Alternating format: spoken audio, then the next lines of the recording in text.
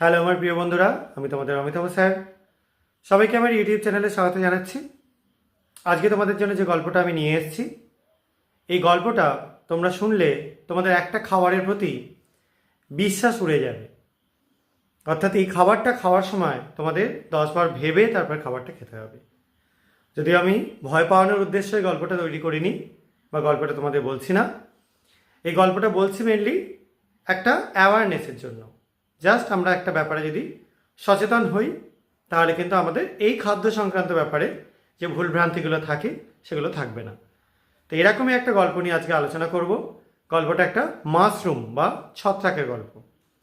তো সেই ছত্রাকটা কোনো মানুষ খাওয়ার পর কি ঘটনা ঘটলো এবং কেন ঘটলো, এই ব্যাপারটা নিয়েই আজকে আমাদের আলোচনা। তো গল্পটা পুরোটা শোনো। ফুল ভিডিওটা আমার চ্যানেলে দেওয়া রয়েছে, তোমরা চ্যানেলে যাও এবং গল্পটা শুনে নাও। ওকে, তো আজকে এই গল্পটাই তোমাদের জন্য থাকছে। ঠিক আছে।